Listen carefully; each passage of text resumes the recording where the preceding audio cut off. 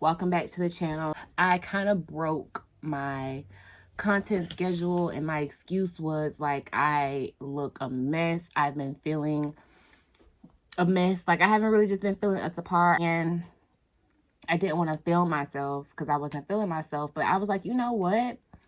This is a perfect opportunity to talk about self-love and transparency, because in complete honesty, we're not going to always be fine. And I mean, you all have seen me in my prior videos where I'm not done up or anything like that. I'm very raw and transparent. And so although it may not translate on camera that I don't look as bad, internally it was like a feeling. And so I really had to uplift and remind myself of how beautiful I am, not only from how God created me externally, but how I've built my character to be as a person, and everything that I've overcome that I have not allowed to make me bitter.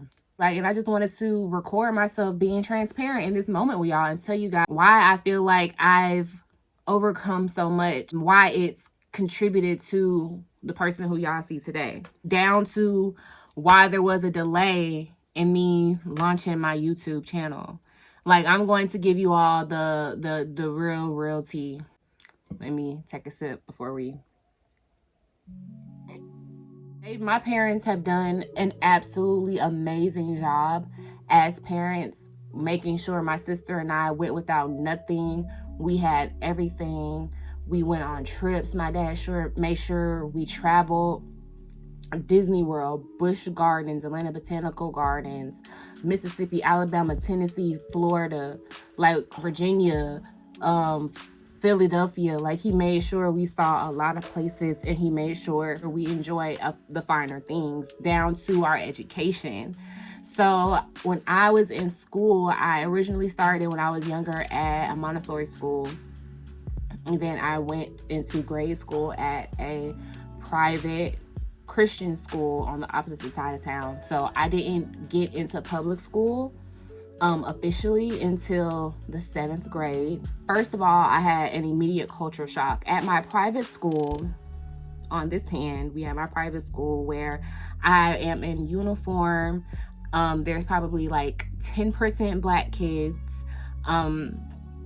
We go to chapel every Wednesday. My friends' names are Blakely, Chelsea, Jonna, Taze. Like, these are my friends. And then I get to Atlanta Public Schools, and there's not any uniform requirements. All Black school, 99.9% Black. And my friends' names are not like my names at public school. So it was just, for me, a culture shock, because I'd never been around. I didn't grow up around people in my neighborhood. I didn't, I'd never been to school there. I didn't even go to summer camp there, because I spent my summers in South Carolina with my dad's side of the family. So transitioning from being one of few Black kids in predominantly white school, and then transferring to a predominantly Black school and being the Black girl who talks and acts white, I just kind of never felt as though I fit in. And so, like, my transitions were harder. And my sister and I had this conversation not too long ago. Actually, I told her I feel like she kind of had it easier because she transitioned younger and I transitioned older. So it was kind of like people were already who they were, like, or thought they knew who they were. They were coming into who they were going to be at that age already. And I'm just kind of like figuring it out, because I'm just, I'm taking everything in. I experienced some bullying, and I mean, I feel like, you had to learn how to protect yourself, whether it be verbally or physically, So I mean, I haven't been just like out here in hella fights. I can probably count on one hand how many fights I've even ever been in, and I do not fight now. Like, I'm just entirely too grown and too classy. Say what you want, but that's just what it is. But I also do not tolerate disrespect, period. Because I don't disrespect people, and that goes back to my point. Another thing that I constantly battled with was my weight.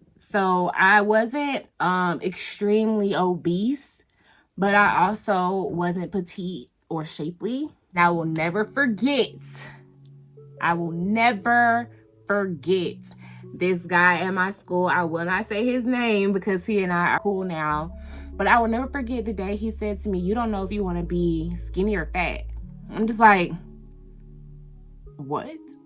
Like, I did not know how to process that. Fast forward, like, I had a pretty bad breakup, and like, this was one of my first kind of like real breakups, and I had put on a lot of weight, so I was super self-conscious about that. And I just really had to take control of myself, of my decisions, of my emotions, of my life holistically, and say, like, this is what's going on. This is who I am. This is who I am. I had to put myself first. So what I started doing, I started reading more. One book that I recommend everyone to read, I'm going to show you guys. You Are a Badass. This book, as you can see, I have flags in it.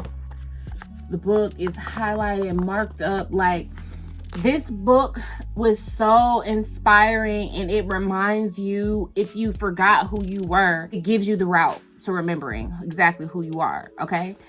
Highly suggested read.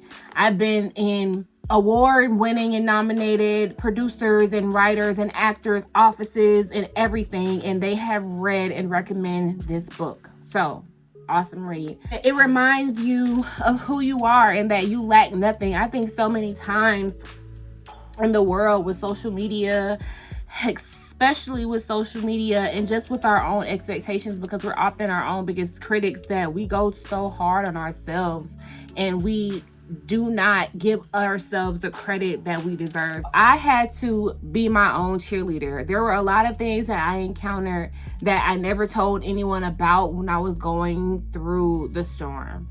I told them when I came out of it. It's important to be kind to people because you never know who is battling and silently carrying what and how far away they are from their breaking point. And so because I'd known what I'd carried for so long internally that I did not speak about, and it wasn't just one thing, it was multiple things. I had encountered bullying, I had encountered sexual assault, I had contemplated self-harm. Like, it was a lot of things that I internalized and I never spoke about until I got through the storm, that I realized that sometimes people are not strong enough or brave enough to have these conversations. And so it's really critical for us as human beings to express just genuine compassion and support to one another. So I try to be that with my friends, and I try to be that for myself and those who I encounter. So I really appreciate people who are that in return. Like, I stand on needing a tribe of like-minded people that support and uplift you. And whatever your requirements are, that's for you to decide. That's at your discretion, because you're your own individual and you have your own needs, as does everyone else. Some other things that I did to overcome my own insecurities, where I stood in the mirror and I started saying affirmations. I told myself exactly who I was before I walked out the door. It is very critical, and I said this in a speech that I gave, like, to the point where I'm preaching this because I wholeheartedly believe it. You have to tell yourself who you are before the world tells you who you're not, because when you go outside the door, they will throw it at you. Life is about making mistakes and growing from those mistakes, life-changing moments, deciding right then and there that this is no longer the norm. This is no longer going to be what I tolerate or accept, you know? And I feel like I had to get to that point with myself even. There are some things that I will not tolerate or accept for myself, and damn sure not from anybody else. That's a part of self-love. Another thing that I say that I also believe is that it's not selfish when it betters yourself. I, again, even sometimes have to pull back, because you can't give and pour into someone if you're not whole yourself. You know, that's why it's so important to practice self-love, to check in with your mental, your physical, your emotional, your psychological, your financial, your spiritual. Like, you need to check all those boxes and see where you are. Are you okay as a person? And if you're not, take the time to adjust and align. It's critical. It's literally life or death for us, you know? And the reality of this is, guys, that this isn't something that happens overnight. It's not something that happens in a day. It's not something that happens in a month. You have to constantly practice every day. And some days are going to be harder than others. Like, I can honestly say, within the last year and a half of my life, I've experienced more death than ever in my life. And it has been exhausting. It has been traumatizing, and it has weighed on me in a way that I did not even know was possible. And I really had to take the time and make sure that I was okay internally. And I realized, in all transparency, that I wasn't. And so I started doing things for myself. And these are things that make me feel good. These are things that uplift me. I'm scheduling a full massage. I'm going to get my very first Brazilian wax. I cannot wait to vlog that with you guys. But I really had to do things to make myself feel good. I had to make myself feel loved. And you are responsible for doing that for yourself at the end of the day. Self-love. It's all the rage. Always has been and always will be. It's up to us to determine how we respond. You know, we have to take ownership, and we have to decide, hey, I'm no longer going with that. That no longer serves me. That no longer fulfills me. That no longer is for me. I choose me. And whatever that looked like, stand on and not feel guilty about it. I 100% love and respect the woman that I'm becoming. The effort that I put in to be her, everything that I've overcome and fought to get here has made me who I am. So anyway, that's just my spill on self-love. Like I said, it's a constant journey, and no day is going to be perfect. Be perfectly imperfect, but be the best version of yourself. That's the real tea. So I hope you guys enjoyed this video. If you did, make sure you give it a thumbs up. Make sure you subscribe to my channel if you have not already, and I will see you guys next time.